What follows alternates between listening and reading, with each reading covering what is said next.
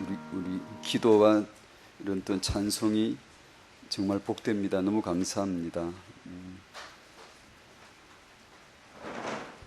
학은 복음화 1과입니다. 히브리서 말씀인데 1과 그리스도를 섬기는 천사, 렘넌트를 도운 천사가 있습니다 라는 제목이에요. 천사예요.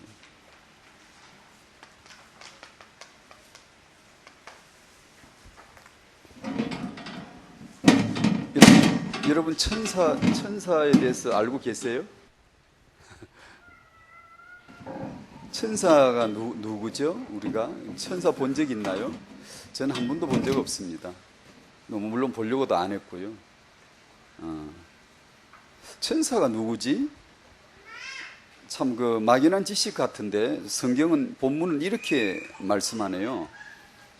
히브리서 1장 14절 모든 천사들은 섬기는 영으로서, 섬기는 영이래요. 그 이름이 그 뜻해 주죠. 섬기는 영이래요. 그런 섬기는 영들이 있대요. 그리고 두 번째는 구원받을 상속자들을 위하여 섬기라고 보내심이 아니냐 이렇게 말씀했어요. 이건 정말 우리 지식이 아닙니다. 이건 정말 제 지식이 아니고 이건 하나님이 말씀을 통해 전혀 우리가 몰랐던 것을 밝혀주시는, 말씀이 다 그렇습니다만 이 천사의 존재에 대해서 이렇게 말씀을 해주세요. 그래서 우리가 이제 말씀을 통해 이 천사에 대한 지식을 갖죠. 섬기는 영이구나. 그런 게, 영은 나는 육인데 그는 영이라고, 그러니까 상대가 안 되는데 뭐가 이게 격이 안 맞는 것 같은데, 이게 보이지 않는 존재가 있다는 거죠.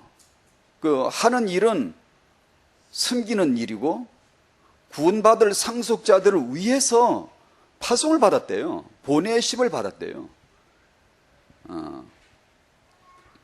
그래서 이 1번 구약시대, 2번 신약시대인데 그 천사들이 보냄을 받아가지고 한 일에 대해서 쭉 이렇게 말씀이 기록되어 있습니다. 천사를 대접한 아브라함에게 중요한 말씀이 전달되었습니다. 천사들이 앞과 뒤에서 모세를 도와주었습니다. 출애굽 때 일이죠. 다윗은 말씀이 이루어지는 곳에 천군 천사의 활동이 있음을 알았습니다. 도단성에는 엘리사를 보호하기 위해 불말과 불병거가 둘러쌌습니다. 히스기야 왕이 기도할 때 천사를 보내어 아수르군 18만 5천 명을 죽게 했습니다. 다니엘의 세 친구가 불 속에 들어갔을 때 천사를 보내사 불의 세력을 막았습니다. 사자굴에 들어간 다니엘을 천사가 보호했습니다. 죄다 이 천사들의 사회와 관계가 있다는 거예요. 이죠. 신약시대에 와서 예수 그리스도께서 승천하실 때 천사가 나타나서 다시 오실 것이라 말씀하셨습니다.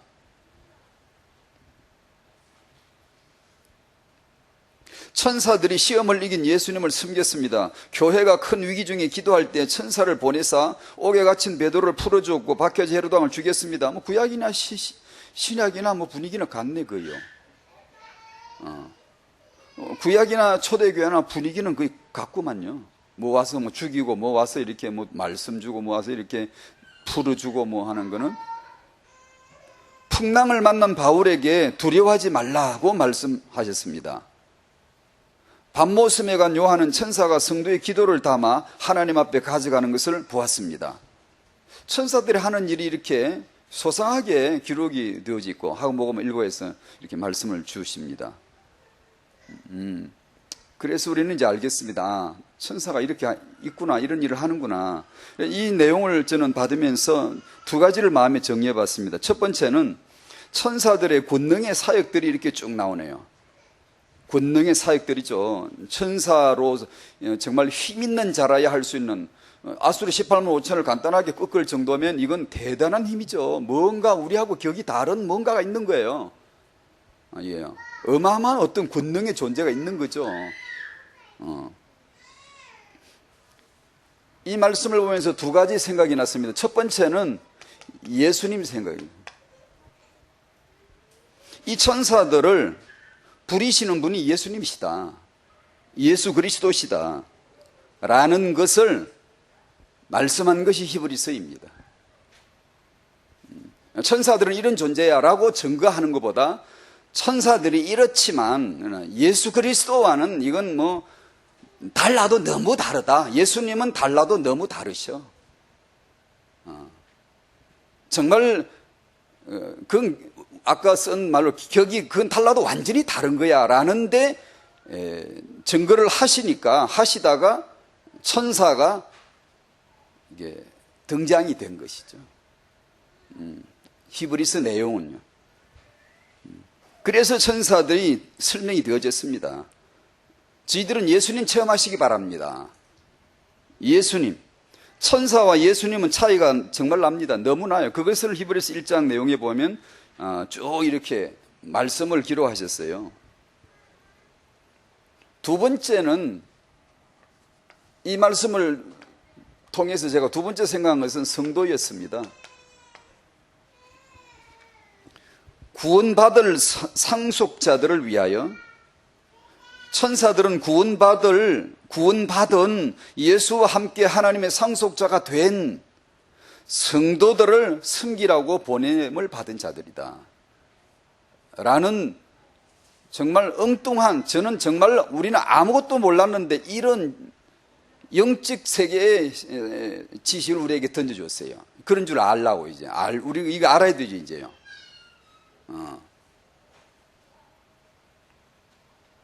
천사가 당신을 돕는 영이라는 거 알고 계셨어요?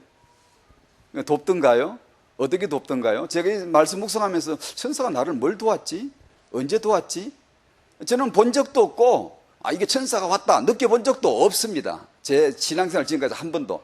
다만 이제 말씀이 그렇게 기록을 하시고 내게 이런 말씀을, 이런 언약의 말씀을 주심으로 말미암아, 내게 믿음으로 말미암아, 믿음으로 그 사실을 이제 믿음으로 고백하고 그렇구나 라는 이제 생각을 하게 됐습니다.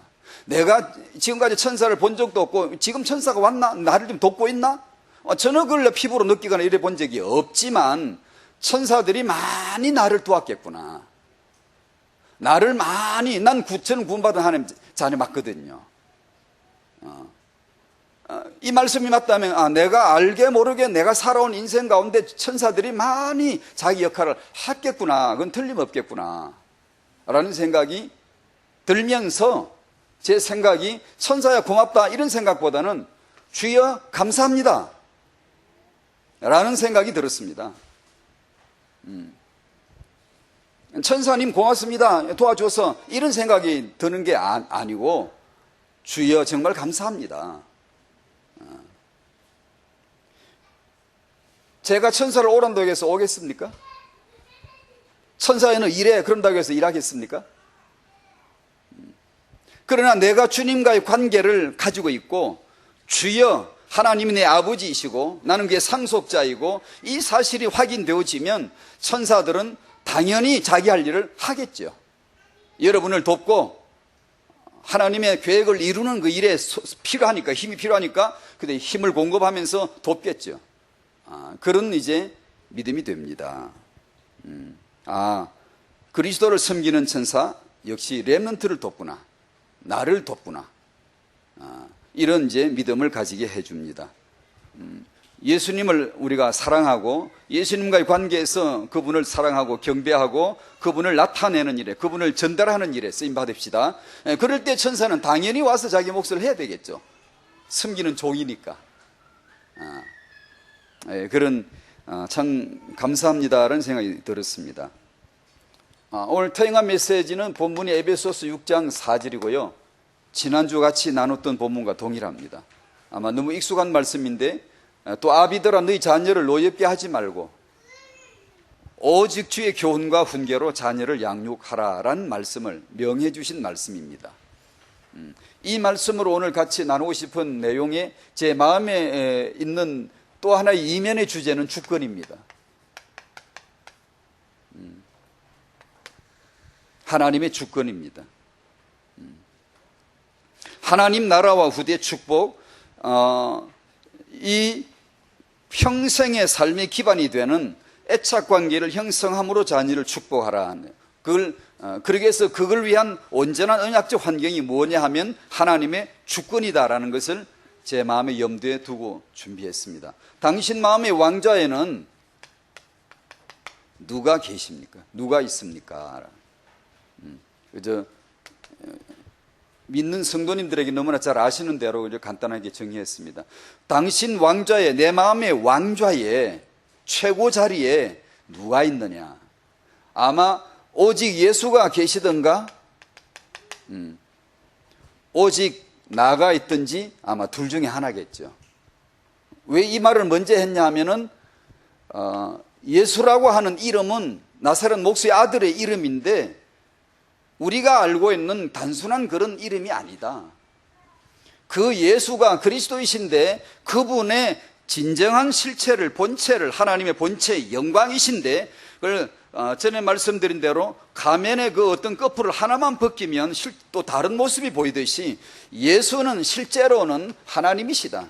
예수님이 내 마음에 계시다는 것은 곧 하나님이 계시다는 뜻이다 라는 것을 말하고 싶어서 먼저 예수라고 했습니다. 다 아는 예수 이름, 나사렛 목수의 아들 예수 이름, 역사 속에 호직에 올라갔던 이름, 주민등록 이름상에 예수라고 나와 있는 이름. 하지만 그 비밀은 알고 보면 하나님이시다. 이 엄청난 비밀이 그 안에 들었다. 나는 나를 중심으로 살지만 그것은 한꺼풀만 벗기면 그 속에는 곧 마귀다. 이걸 우리는 알았느냐? 우리는 보는 것만 보죠. 보면 보이는 가면이 색이 파라면 파란 줄로 알지만 그거 하나만 벗기면 파란 게 아니에요. 전혀 다른 게 있는데 그게 마귀라는 거죠.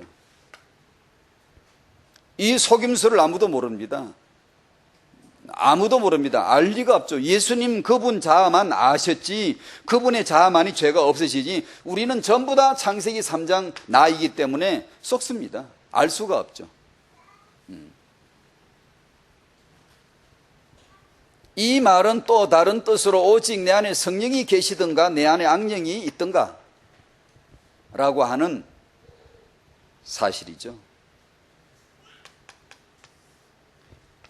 지금까지 1, 2, 3번에 이 나온 내용들은 전부 다 창세기 3장 요소들입니다. 학자들은 이런 말을 싫어합니다. 지성인들은 싫어합니다. 거칠다 그러고 매너 없다 그러고 무식하다 그러고 독단적이라 그러고 독단적이죠 진짜요. 맞잖아요. 독단적입니다. 이런 식의 표현은 정말 무식한 자들, 공부를 덜한 자들이나 하는 거라고 생각을 합니다. 공부를 하고 인격을 갖춘 사람이 인격을 놓고 말하면 이렇게 말하면 안 됩니다. 인격은. 그러나 이것은 창세기 3장에서 하나님을 떠난 자의 영적인 상태를 보여주는 것입니다.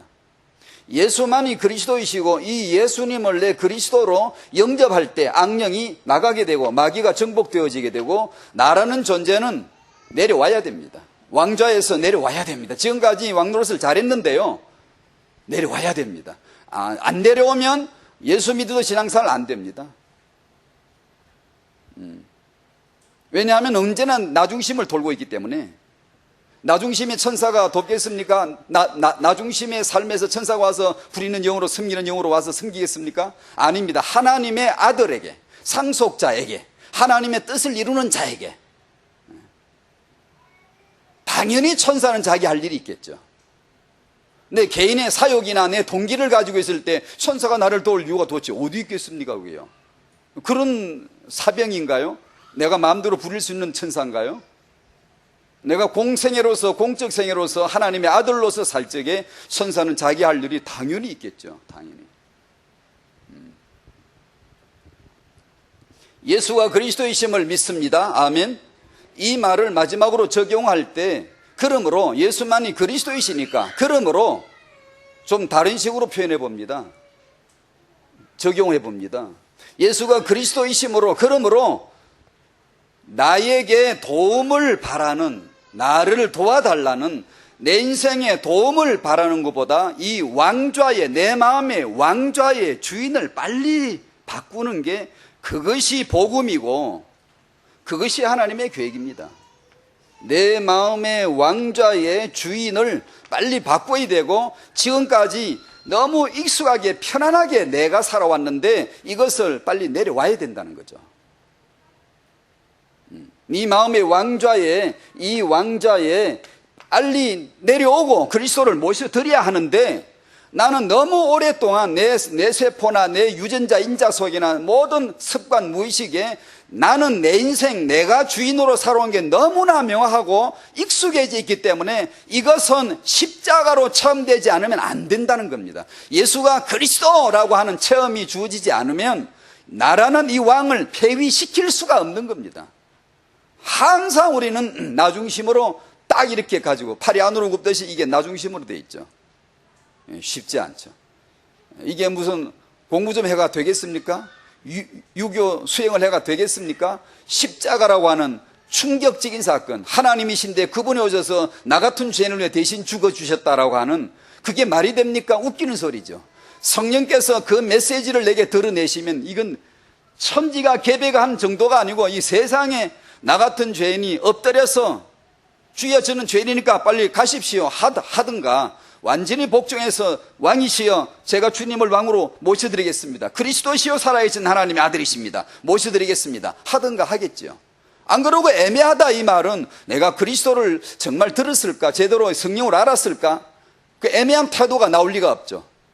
예수가 그리스도라고 하는 것을 정말로 내가 믿음으로 영접한다면, 믿는 게 아닌 내가 내 생각으로 이건 그렇게 난 믿는다고 믿는다 여긴다 이게 아니라, 우리가 말하는 믿음은 정말로 하나님의 그리스도께서 내 안에 들어오시는 건데, 영접하는 건데, 영접인데, 문을 열고 그분을 모셔드리고 내가 내려와서 종으로 내려오고 그분을 왕자로 모시는 구체적인 행위를 말하지, 그냥 논리적으로 이론적으로 그냥 예수는 그리스도라고 말을 한마디 해놓는 그런 게 아니잖아요. 문을 열고 모셔드려서 그분을 삶에, 이제부터 제가 왕으로 제 마음대로 살았는데요, 제 마음대로 안 살겠습니다, 제 마음의 주인으로 모십니다 라고 하는 말도 하면서 시인하면서 고백을 할 때 영접이라 그러죠.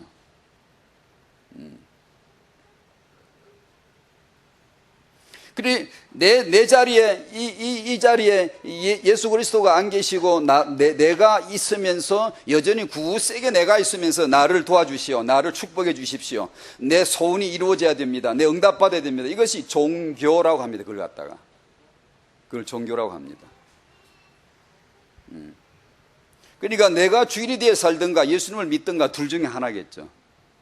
우리 마음의 왕좌에 예수님 계시기를 바랍니다. 소원합니다. 아멘. 2번입니다. 하나님 나라는 하나님이 주권이시라는 겁니다.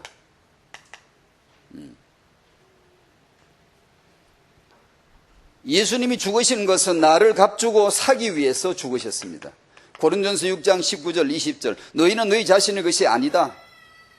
왜냐 자꾸 내 거라고 알고 있으니까 말씀은 아니다 라고 하시는 거예요. 너 게 아니야. 우리는 내 거라고 생각을 하고 있으니까 너 게 아니야. 왜냐하면 20절에 값으로 산 것이 되었다. 이미 값으로 샀어. 그런즉 너희 몸으로 하나님께 영광을 돌리라. 여기는 이제 천사들이, 섬기는 영들이 자기 일을 딱 와서 해야 되죠. 왜냐하면 내가 하나님을 섬기는데 하나님의 영광을 나타내려고 하는데 천사들은 필요한 힘이나 권능을 당연히 공급해 줘야 될 의무가 있죠. 종들이니까. 그러니까 이런 하나님의 영광을 위한다라는 이런 관계가 수직 관계가 아니고 단지 천사를 말하는 게 세상이 말하는 천사론입니다. 신비 종교들입니다. 그게.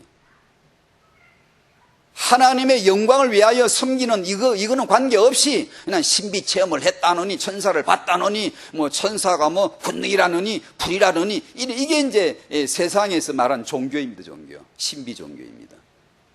우리는 그런 거 할 필요도 없습니다. 천사 볼 것도 없고 아무 상관없잖아요. 나와 주님과의 관계를 말하는 거죠. 관계를.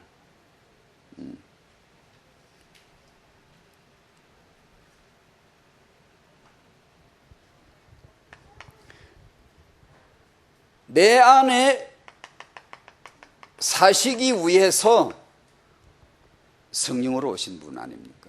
내 안에 사시기 위해서. 그래서 성령으로 오셨지 않습니까? 안 그러면 예수님 그냥 계시죠. 뭐. 그냥 계속 되죠. 좀 힘드시지만 순회사역 하시고 계시면 되죠. 그분 얼굴 보려고 다들 열망하고 기다리고 있다가 보면 은혜 받고 하면 되잖아요. 아니면 요즘 같은 세상까지 이 땅에 사셨더라면 그분이 예루살렘에서 그냥 말씀하시고 동시간에 그냥 쫙 전 세계에 흩트리고 거기서 축복하시면 저 우리 한국의 시골에 섬에 있는 애도 구원을 받고 거기서 막 병이 낫고 막 귀신이 나가버리고 그렇게 왜 못하시겠습니까? 예수님 만약에 계시다면. 그러나 하나님의 소원은 우리 안에 오고 싶은 겁니다. 저 하늘의 거룩한 보좌에 계시는 게 아니고 성막의 성전에 계시는 게 아니고 우리 안에까지 오고 싶으신 것입니다. 그러자면 그것은 보혜사 신으로 성신으로 오셔야 한다는 것이죠. 그것이 성령 내주하실 하나님의 이유입니다. 우리 안에 사시기 위해서 오신 분이 성령이시라는 거죠. 그렇게 놓고 보면 이 하나님의 주권 내 안에까지 들어오신, 이건 정말 말이 쉬워 말이지 이건 어마어마한 복음을 말하거든요. 이게 정말 복음 아닙니까? 그 거룩하신 분이 거룩한 데에 계셔야 하는데 제 안에 어떻게 들어오시죠? 너는 예수의 피로 말미암아 나의 의 그대로 너가 의롭다. 너는 이미 완벽하게 의로워졌어. 너 행위 때문이 아니고 내 피 때문이야. 너는 완전히 지성소에 거룩하게 되어졌음을 알아야 돼요. 그러면서 하나님이 직접 우리 안에 지성소 삼으시고 우리 안에 거하시는 것이죠. 이게 정말 우리가 말하는 제가 어디 억만분이 일은 알겠습니까? 정말 이게 복음 아닙니까? 이게 복음. 그 사실이 체험이 되어질 적에 초대교회 성도들은 거의 미쳤습니다. 견딜 수가 없었죠.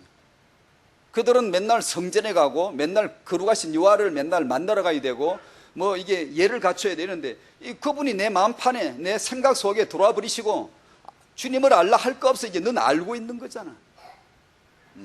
이렇게 말씀을 하실 때 이 얼마나 이게 복음이 그거 아닙니까, 여러분? 기뻐 뛰며 주를 뵙겠네. 이 복음이 그렇지 않습니까? 어떻게 우리가 기쁨이 없고 흥분됨이 없고 그런 감동과 감격이 없는 복음이 도대체 어떻게 있을 수가 있겠습니까? 하나님이 지금 내 안에 들어오신다는데.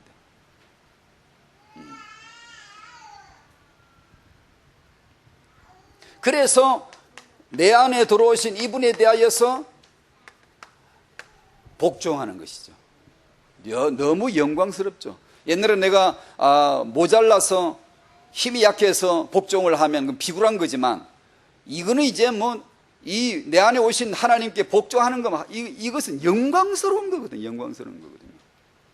그런데 우리 육신은 이걸 원치 않아요. 복종하고 싶지 않아요. 왜냐하면 오랫동안 내가 왕노릇을 해왔기 때문에 내 중심으로 내 생각으로 살기를 좋아하지 타인에게 타자에게 복종하는 거, 내 권한을 이양하는 것을 정말 원치 않아요. 이 싸움이 로마서 7장에 끊임없이 나오는 거예요. 갈등이. 이럴까 저럴까 자꾸. 주님께 복종하십시다. 아멘. 주여 복종하는 영을 충만하게 주시옵소서. 십자가에 죽는 거죠. 우리 복종이 되나요? 안 되죠. 어떻게 되죠? 내가 그리스도와 함께 십자가에 못 박혔나니. 어떻게 알죠? 하나님의 영이 말씀을 주셔야 됩니다. 깨달아야 돼요. 이게 체험이 되어지는 겁니다. 예수 영접할 때, 그분이 들어오실 때, 그분에 대한 지식을 내가 연구하고 많이 알아도 그 체험은 안 되죠. 그러나 실제 인격자가 내 안에 들어오시면, 영접을 하면 체험이 되어지죠. 그분이 들어오셨는데 왕으로 알아보고 엎드리게 되죠. 예배하겠습니다. 주일날 예배, 대부분 내가 갈 곳이 교회라는 것을 영적인 이끌림이 왜 없겠습니까? 내가 있을 자리가 교회고 내가 드릴 자리가 예배 자리지 내가 왜 주일날 딴 데가 있겠습니까? 하나님의 성령이 당신 안에서 뭐라고 말씀하시던가요? 예배 자리에 가라. 그게 교회 안에 함께 있어라. 기도하는데 같이 하라. 당연히 안 그러시던가요? 이걸 이제 듣지 않고 복종을 안 하고 그냥 내 생각, 내 고집대로 그냥 살아버리면 그저 이제 방향을 트는 거지. 내가 원래 내가 내 주인으로 내가 오늘 이리 가고 싶어? 지 맘대로 이제 가는 거죠. 주께 복종하는 축복 우리에게 있기를 바랍니다. 이게 얼마나 큰 축복이에요. 복종할 수 있다는 게요. 주님께 복종할 수 있다는 게요. 복종이 잘 되나요? 안 됩니다. 그래서 쉬지 말고 기도하라. 오로지 기도하라. 성령으로 살아야 돼. 성령의 열매를 맺어야 돼. 성령으로 소멸하면 안 돼. 너는 그 말씀을 주신 거예요.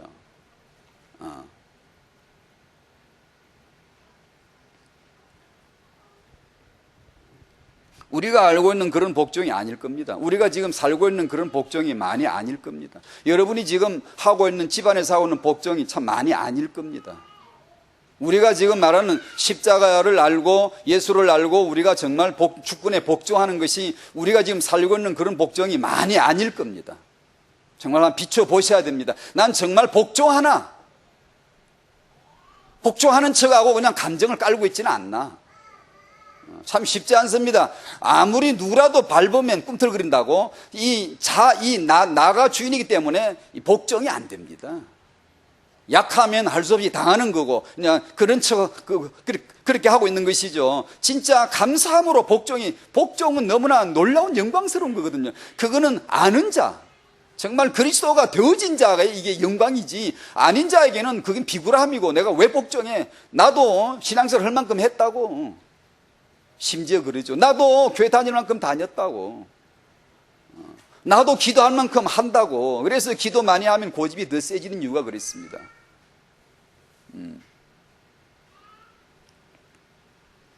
우리 삶의 주인은 내가 아니고 예수님이십니다. 아멘. 아멘. 아멘. 그런 내 안에 예수님이 주인 되신다. 내 삶의 주인은 내가 아니다, 예수님이다. 이런 말은 너무나 놀라운 고백이라요. 많이 하면 좋다고 생각해요. 많이. 언제든지 수시로 그냥 혼자 속으로 내 인생의 주인은 제가 아닙니다, 주님이십니다. 이런 말을 자꾸 하는 게 좋다고 생각해요. 왜냐하면 자꾸 이걸 망각을 해요. 망각을 해요.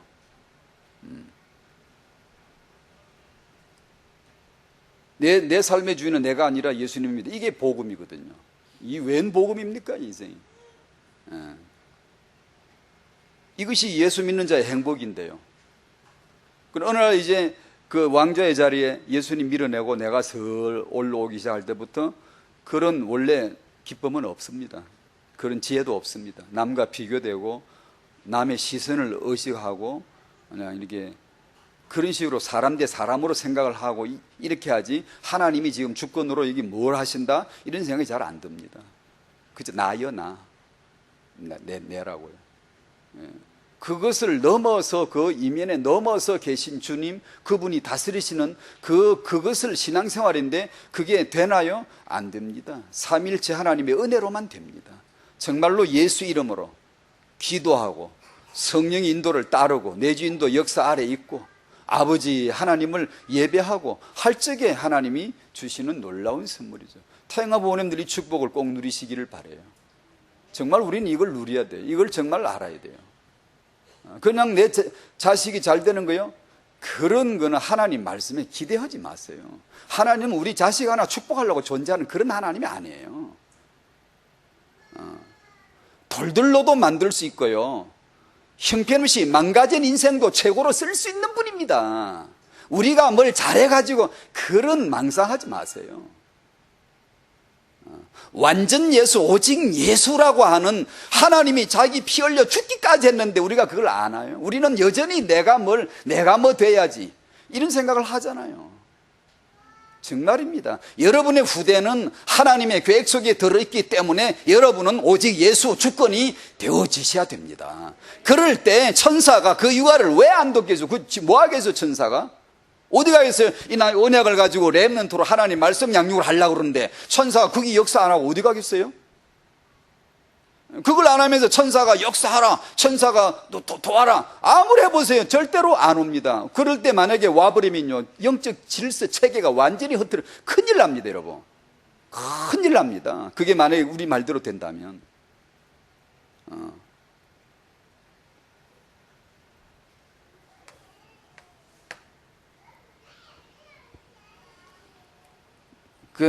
저도 뭣도 모르고 이 태영아 사회로 시작해가지고 하면 할수록 본론이 부딪힙니다. 자꾸만 정신이 들기 시작해요. 그래서 이런 거 알아서는 안 했을 텐데 괜히 해가지고 이게 지금 빼도 박지도 못하고 나가는데요. 정말 예수 아셔야 됩니다. 여러분, 하나님이 하시는 태영아 사회 우리가 많이 잘못 알고 있어요. 자, 많이 잘못 알고 있어요. 여러분, 내 애나 잘 키우면 된다? 아닙니다. 그런 게 아닙니다. 이게. 3번, 하나님 나라의 주권 아래에 있는 청년과 부부와 부모와 조부모.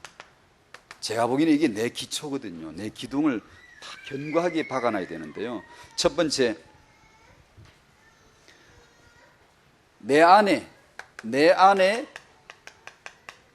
하나님의 형상이 나타나는 하나님의 나라 주권입니다. 내 안에 하나님의 형상이 나타납니다. 그걸 성령 내주인도 역사인데, 그때 하나님의 형상이 나타납니다. 그때 우리는 기겁하고 놀랍니다. 내가 과연 이렇게 놀라운 존재였던가? 난 정말로 가치 있는 존재구나. 난 정말 존귀한 자요. 난 정말 하나님의 자녀요, 자녀. 하나님의 형상이, 그 형상 본질이 나한테 있구만. 그게 회복이 됐구만. 이런 기가 막힌 일이 벌어집니다. 나는 정말 값싼 존재가 아니요. 난 정말로 대단한 존재구나. 정말 예수 안에서 난 엄청난 하나님의 복이 있구나. 이걸 드디어 이제 이 평생 몰랐던 억눌린 자도 찌그러진 자도 깨어진 자도 이 예수를 영접하고 성령에서 내주하시는 그때부터 놀라운 자아상이 드디어 일어납니다. 행복해집니다. 정말 감사해져요.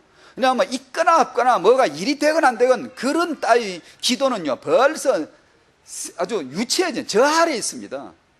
하늘나라의 놀라운 희락과 기쁨을 누리게 됩니다. 하나님의 형상이라는데 내가 지금 주님이 내 안에 사신다는데, 온전하신 주 하나님, 완벽하신 주 하나님이 내 안에 사신다는데, 십자가에서 다 이루신 예수님이 지금 내 안에 사신다는데,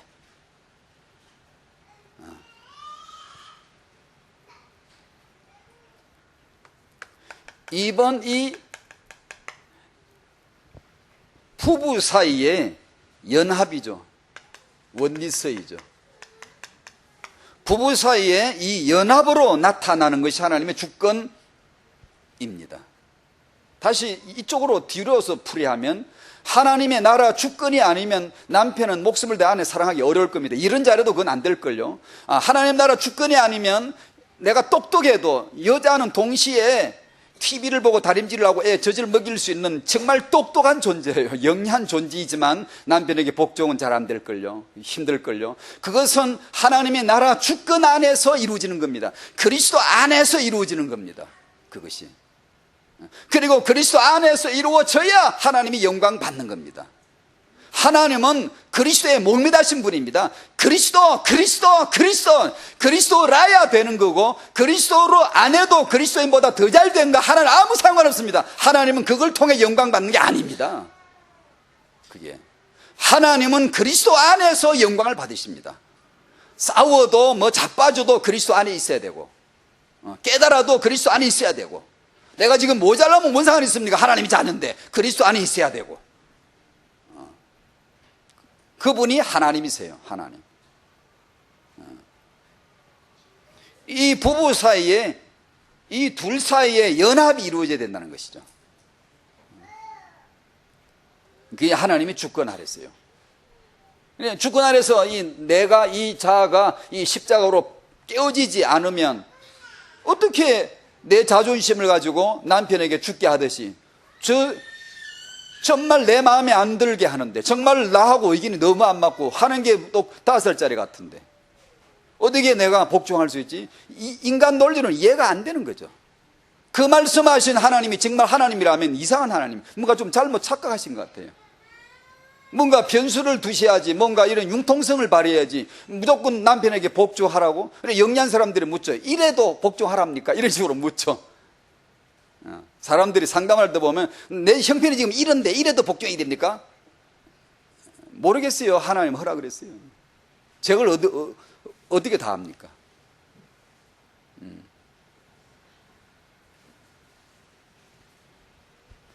부부 사이에 연합이 되어지시길 바랍니다. 난 안 되는데 어떻게 하지? 짝믿음인데, 소망을 잃지 마시고 짝믿음, 그 믿음을 굳게 지키시고 소망을 놓지 마시고 기도하시고 당신 안에는 하나님의 나라의 기쁨이 늘 충만하도록 하시길 바랍니다. 그것까지 놓치면 안 되잖아요.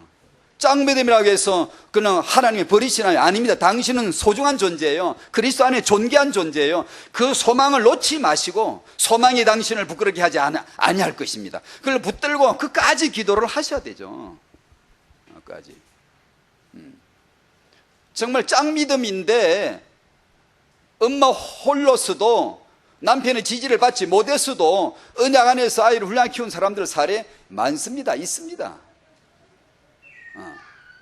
또 이렇게 말하면 부부 연합의 말씀이 약화될 수도 있는데요. 있지만 다시 말하면 어떤 경우라도 소망이 없진 않다 이 말입니다. 소망을 놓지 말고 우리가 언약을 붙들고 기도해야 되죠.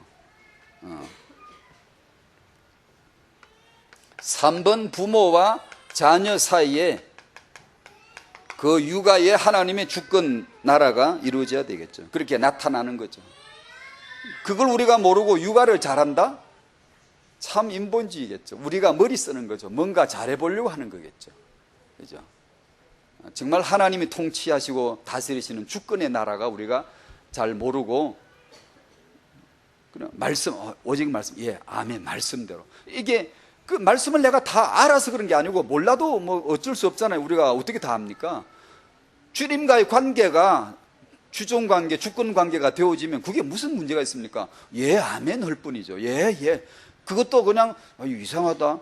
왜 꼭 이렇게 하지? 그게 아니라 그냥 기쁜 마음으로 예, 아멘 단 마음으로 이렇게 사는 거죠. 그렇게 우리는 말씀으로 하나님의 언약으로 기도하면서 그렇게 할 것밖에 몰라야 되지. 그걸 자꾸 이제 염려하고 뭐 불안해하면서 뭐 이렇게 해가지고 나중에 안 되면 어떡하지? 이런 건 아니잖아요. 그리고 이 육아 속에 하나님의 주권이 나타나는데 그게 이제 오늘 지난주에 이어서 나오는 내용입니다. 하나님의 주권 아래 있는 육아, 그게 애착.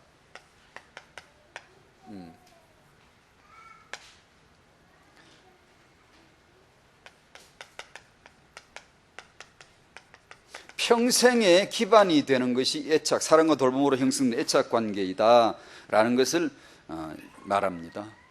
평생에 간다 이 말은 일태영유 1살, 2살, 3살 이 어간에 이내에 이루어진 무의식의 세계나 잠재의식 그 세계가 그 사람에게 평생 긍정자아나 부정자아나 아니면 허상적 자아나 이건 일반 학자들이 얘기하는 소리입니다. 그걸 통하여 긍정자아상, 부정적 자아상 내지는 허상적이란 말은 어릴 때 육아에 어릴 때 엄마 아빠가 애가 뭐라고 뗐으면 다 들어주고 그냥 오냐오냐 알았어 이렇게 해놓으면 얘는 이제 허상적 자아상이 됩니다. 비현실적 기대감을 가지고 누구든지 자기를 위해서 희생을 해도 자기를 위해 숙여도 엄마가 자기거나 뼈 빠지게 돈 벌어가지고 얘는 고시원에 공부한답시고 앉아가 5년 10년째 앉아가지고 그래도 죄책감도 별로 없어요. 남이 자기를 위해서 수고를 하는 데 대해서도 저는 죄책감도 별로 없고요. 그냥 당연하게 생각하고 요런 왜냐면 어릴 때 그냥 오냐오냐 막 그냥 다 들어주고 이렇게 키우는 거거든요. 여러분이 아시듯이 긍정자아상이란 이 애착관계가 아주 건강하게 잘 형성된 거고 부정자아상이란 위협과 폭력 가운데 자란 아이는 늘 부정적 자아상이겠죠. 평생 간다. 이건 학자들의 말이고요. 성경은 아니요. 평생 안 가요. 어느 날이 있어요. 어느 날. 우리 논리는 이 땅 논리는 그것으로 끝을 내지만 성경은 절대 끝이 아닙니다. 알파 오메가는 예수입니다. 예수. 괜찮습니다. 그 사람이 어느 날 그리스도가 만나지면 완전히 새로운 각인이 주어집니다. 각인이. 그렇게 해서 남보다 더 험한 인생이었지만 남보다 더 뛰어나게 쓰임받은 자들이 한둘이가 지금 그걸 복음이라고 합니다. 그러나 이 타영아는 그럼 그걸 기대하고 막 키우자? 그런 몰상식은 우리가 필요 없잖아요. 그렇게 사는 게 아니잖아요.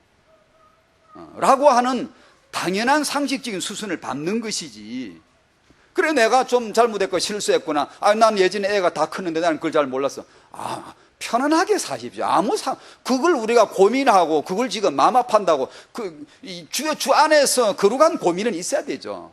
주의 뜻 가운데 후회하는 있잖아요. 그거는 있어야 되지만 그 눌려가지고 맨날 죄책감이 있고 이건 아니죠. 그렇게 살면 내가 하나님의 자녀인데 지금 기업을 누려야 되는데 그렇게 살 필요는 없잖아요. 맨날 마음이 병들어가지고 그러면 안 되잖아요. 그리스도의 복음은 정말 초상위의 법입니다. 이건 초법입니다. 초법. 그래서 우리가 그리스도 하는 겁니다. 예수 하는 겁니다. 예수를 믿으면 됩니다. 더 잘 됩니다. 그거 뭐 더 잘 된다는 게 좀 어폐가 있지만 뭐 안 될 수도 있고, 우리가 확정할 말은 아니죠. 하나님의 계획 속이기 때문에. 그러나 예수 믿고 더 잘 된 사람이 너무 많아요. 형편없었던 인간이에요. 저 사람 노릇 하나 싶은데요, 훨씬 점잖하고 인격이 훌륭한 사람보다 100배, 1000배 더 쓰임받는 분들이 한둘이간 지금 역사 이래로 과거, 현재까지. 그 말은 그리스도 그 말입니다. 그리스도는 그런 분이다라는 거죠. 그래서 우리는 그리스도를 아는 엄마들이잖아요. 아빠들이잖아요. 이게 이제 그래서 우리가 그리스도의 이름으로 주님 말씀하신 말씀 받아가지고 기도로, 성령으로, 복음으로 라는 뜻입니다. 그게 그냥 뭐 맨날 하는 소리니까 그게 무슨 그냥 그러려니 이렇게만 생각, 큰일 납니다. 아니잖아요. 하나님 뭘 보시겠어요? 우리에게 지금 뭘 보시겠어요? 후대를 축복하실 때 뭘 보시겠어요? 우리 애 잘 키우는 사람 그런 걸 보실까요? 하나님은 자신이 육신으로서 흘리신 피 흘린 대가가 너무 크기 때문에 딴 생각 안 납니다, 여러분. 오직 하나님의 피, 하나님의 복음, 그리스도만 생각이 납니다. 그리스도 안에서 뭘 이룰 거냐? 그리스도를 어떻게 존귀하게 할 거냐? 그리스도를 위하여서 어떤 축복을, 누구 집에 이 언약적 축복을 줘야 되냐? 이거죠. 그게 한나였지. 그게 모세의 엄마였죠. 단지 그들이 맨날 우리 자식이 타영한데 시대살릴 랩런트인데 주여 그런다고 그렇게 응답이 왔을까요? 그거는 우리 생각이 아주 한참 다른 겁니다. 그래 우리는 정말로 하나님의 나라 안으로 들어가셔야 됩니다. 예수 안으로 들어가시기를 바랍니다. 하나님이 거기 계세요. 거기 계세요. 이 다시가 우리는 예수 이름을 부릅니다. 예수 이름으로 사셔. 그게 하나님이 계세요.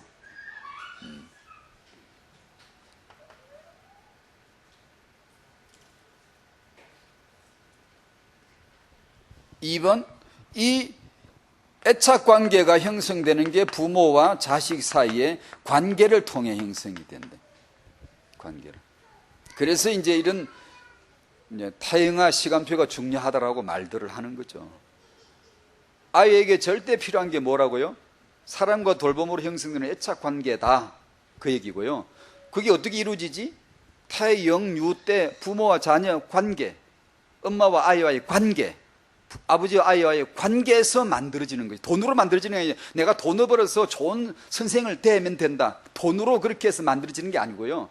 그런 다른 손에 의해서 만들어지는 게 아니고요. 이제 그런 양부가 생겨가지고, 양부모님이 생겨가지고, 이제 환경적으로 딱 바뀌어가지고, 그 부모님의 손에 주 양육자가 되어가지고, 관계가 딱 형성되면 되죠, 이제.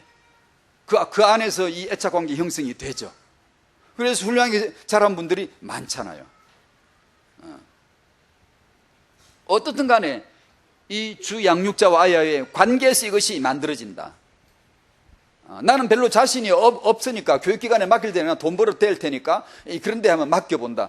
아니요. 그건 교육기관이 필요 없는 게 아니고 반드시 부모의 관계를 통해서 같이 이렇게 나가셔야 되는 거죠.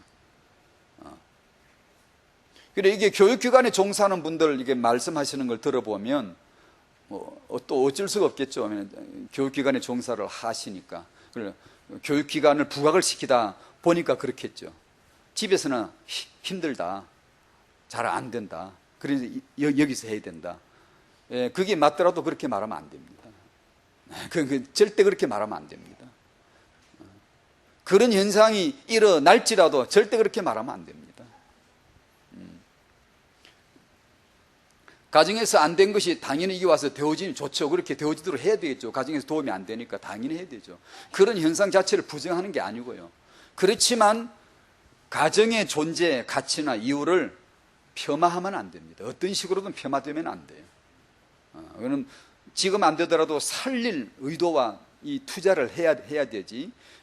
안 그러면 그냥 내 돈 벌어 될 테니까 그냥 늘 학원 댕기라, 공부해라. 내가 돈 벌어 될 테니까 내가 좋은 데 가라 이렇게. 북한이나 공산주의 체제에서는 그렇게 하잖아요. 애를 낳으면 다 빼앗아 다 공동타가를 시키면서 뛰어난 선생이어서 세뇌를 시키고 계속 뛰어난 공부를. 그래서 애들이, 조그만 애들이 그 장구 치는 거 봐봐요. 이렇게 뭐 연주를 봐봐요. 완전히 이건 뭐 완전히 희한해요. 뭐 진짜. 예, 그래 사람은 그렇게 길들이면 그렇게 되는 거죠. 그게 하나님 형상인가요? 빼어나고 영악스럽고 그게 하나님 형상인가요? 좀 IQ 둔한 사람, 좀 남자리 좋은 자리 못 간 사람 하나님 형상 아닌가? 하나님 영광 드러낼 수 없는가요? 우리가 보는 게 너무 많잖아요. 모자라는데 저 사람이 열등한데 오히려 더 큰 영광 드러내는 거 한두 건인가요? 보는 사람보다 안 보는 사람이 더 하고요. 그게 그럼 없으면 잘 되냐? 아니죠. 그리스도죠, 그리스도. 그래 부모와 자녀와의 관계, 집에 있을 때 이제 엄마는 바쁘니까 설거지 하시고 아빠는 이제 집에 모처럼 왔으니까 쉬어야 돼. 신문 뒤적거리고 소파에 기대일 앉아있고, 아이는 조그만 애가 그냥 고개도 겨우 이기면 앉아가 TV 앞에 앉아 TV 보거나 TV 앞에 보면서 장난감을 찍찍 차려 밀고 앉아있다든가 이런 거 하고 있죠. 집안 광경을 스케치를 했는데 그건 함께 있는 게 아니죠. 여기서 말한 부모와 자식과의 관계라는 것은 그게 아니에요. 그걸 말하는 게 아니에요. 그건 하루 종일 있어봤자 그 애착관계 형성하기는 어렵죠. 차라리 그럴 바에야 맡겨놨다가 찾아와가지고 한두 시간만이라도 그냥 같이 막 몸 비비면서 뒹굴면서 같이 놀아주는 게 훨씬 더 애착관계 형성이 더 좋겠죠. 어떻게 보면. 그러게 그저 뭐 애를 집에 있으면서 내가 돌본다 키운다 뭐 그건 내가 내 일에 늘 내 일만 하고, 아이는 아이대로 놀고 있고 TV 켜놓으니까 잘 놀거든 문제없이. 그러니까 뭐 좋은 줄 알고. 제가 애 키울 때 그랬거든요. TV 앞에 켜놓은 애 앉혀놓으면 너무 좋아요. 내가 신방 갔다 와도 아무 탈이 없고. 안 그러면 애들이 막 싸돌아다녀요. 문제가 있는데 TV 앞에 앉혀놓으면 아무 문제가 없어요. 너무 안전하더라고 이게. 근데 그걸 모르고 바보 같은 짓을 한 것이죠. TV는 이 아이 1살, 2살, 3살 이런 아이는 TV는 절대 보여주지 마세요. 그거는 이미 너무나 알려진 상식입니다. 인지 뇌나 정서 뇌나 뭐 언어도 그렇지. 어느 TV 나오는 프로그램 틀어주면 아이들이 표준어 너무 말을 잘하는 분들 나오지만 당신 아이의 언어 중추 신경은 하나도 자극을 주지 못한다는 걸 아셔야 됩니다. 아이는 그걸 통해 언어를 습득하는 게 아니고 엄마 목소리, 엄마하고 둘이 하면서 이 언어 중추신경이 자극을 받고 거기서 오고 가고 한답니다. 그럴 때 그런 걸 통해서 애가 그런 게 발달되거나 그런 게 아니랍니다. 절대로 아니랍니다. 언어건 정서건 인지건 하나도 도움이 안 되는 게, 도움이 안 될 정도가 아니고 전반적으로 해를 끼치는 게 이 TV랍니다. 근데 집에 아이 어릴수록 이거는 절대 보여주면 안 되는 거잖아요.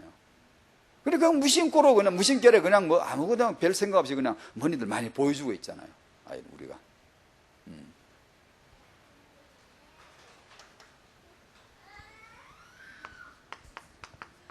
조기 학습의 폐해입니다. 여러분이 너무 잘 아시죠? 사회적인 이슈가 되고요. 또 지금도 여전히 어떤 엄마들은 조기 학습에 몸달아 있고요. 또 뉴스나 간혹 이런 데 보면 조기 학습 피해에 대해서 또 자꾸 떠들고요. 뭐 이게 맞는지 저게 맞는지 그렇게 갈팡질팡하죠. 조기 학습이란 말은 아이 발달보다 더 앞서서 뭔가 인지, 뭐 문자나 숫자를 인지시키도록 가르치는 것을 이 조기 학습이라고 합니다. 발달 단계보다 앞서서 미리 가르치려고 하는 거예요. 왜 미리 가르치려고 그러죠? 우리 애는 2살 때 책을 질질질질 읽었다고 이 말 하고 싶어서 그런 거죠. 우리 애는 적어도 못 돼도 영재야 이 말 하고 싶어서 그런 것이죠. 우리 애는 8달에 뛰어서 걸어서 이 말을 하고 싶은 거죠. 자랑하고 싶은 거죠. 엄마들의 심리가 너무 당연하죠. 자기 아이 자랑하고 싶은 거죠. 참 뽐내고 싶은 거죠. 내 새끼 정말 드러내고 싶은 거죠. 특히 한국의 풍토로는 너무 그게 심하죠. 미국 지역의 브루클린 지역에 세계 타임아웃의 본부라 그러는데 거기가 한국의 아줌마들하고 미국의 브루클린 아줌마들을 딱 붙어놓으면 비슷합니다. 그 육아하는 형태가 비슷합니다. 뉴욕의 브루클린 지역에 아주 그 똑똑한 애들 키우고 아주 그냥 완전 애 하나 키우는 일에 생을 그 엄마들 쫙 있습니다. 이 아이들 어릴 적에 남달리 빨리 글을 떼고 이 문자를 익히고 한 이런 아이들 중에 여러분이 찾아보세요. 통계치 책자폐 아이들 많습니다. 책자폐라 그럽니다. 전문용어로 초독서증이라고 하는데요, 글을 막 잘 읽기는데 애가 그 이외에 아무것도 관심이 없어요. 유치원을 가도 친구들하고 노는 데 관심이 없고요, 책만 읽어요. 그러면 어릴 적에 집에서 읽는 책을 읽고 엄마가 너무나 기분이 좋아가 입이 찢어져가 얘는 뭐 진짜로 뭐 대단한 아이가 우리 집에 났다, 이거 대단하다. 왜냐, 책을 너무 잘 읽으니까. 아무것도 관심이 없어. TV도 안 봐. 그냥 얘는 책만 봐. 세상, 그런 아이가 어디 있겠어요? 이 아이가 성경을 가는 유치원을 가면 드디어 이제 문제가 드러납니다. 친구하고도 놀지도 않고 장난감도 싫어. 그냥 오로지 책이야. 그건 인간 아니에요. 벌써 책 자폐에 걸렸던 거죠. 왜요? 너무 어릴 적부터 막 가르치고 막 이렇게 교육을 시켜가지고 남보다 빨리 떼려고요. 이렇게 하다 보니까 그렇게 된 거예요. 자폐죠. 부모가 자녀를 도와준답시고 한 일은 오히려 자녀를 무능하게 만들어버리는. 혹사 그 나비가 번데기로서 이렇게 나올 때 너무 힘드니까 도와준답시고 도와주면 오히려 죽는다는 우리가 알잖아요. 똑같은 것 같아요. 똑같은 것 같아요. 미리 빨리 나오도록 이렇게 도와주는 것이, 이게 돕는 게 아니에요. 부모가 아이를 돕는다는 게 이게 돕는 게 아니에요. 이제 태영아 사역도 마찬가지예요. 또 다른 차원이지만 우리가 하는 태영아 사역이 진짜 태영아 돕는 거 맞나? 까딱 잘못하면 오히려 역사이길 수도 있어요. 오히려 태영아를 하나님의 후대 비전을 늦출 수도 있다는 거죠. 그럴 수도 있어요. 그러니까 정말 우리는 이 말씀, 복음, 그리스도의 언약 속으로 들어가셔야 됩니다. 저는 잘 알지도 못하고 또 들을 수 있는 말씀도 없고 괜히 지금까지 이거 자꾸 떠들어가지고 할 말은 별로 없습니다. 그냥 하나님의 말씀이 살아있고 전부이시며 우리와 우리 후대를 축복하실 것이다. 여러분 안에 하나님의 나라가 세워지고 여러분의 육아 현장이 하나님의 나라가 되시기를 축복드립니다. 아멘. 조기 말씀 교육에 대해서는 다음 주에 나누기로 하고요. 주여 감사합니다. 말씀을 통하여 그리스도를 통하여서 하나님이 우리 안에 거하심으로 우리를 하나님의 나라로 삼으신 것을 감사합니다. 이제 이 나라 안에서의 후대 육아가 이루어지게 하여 주시옵시고 정말 이 확신의 나라, 의와 평강의 나라, 기쁨의 나라, 그리스도의 나라, 이 너무나 온전하신 하나님의 축복 안에서 우리가 자녀를 바라볼 수 있도록 축복할 수 있는 그런 육아 현장, 태영아 현장이 되도록 깨닫게 하여 주시옵소서. 하나님이 함께 하시고 진정으로 우리와 후대를 축복하시고 하나님의 계획이 이루어지게 하실 줄로 믿습니다. 시대 살릴 렘넌트들이 일어나게 하옵소서. 예수님의 이름으로 기도하옵나이다. 아멘.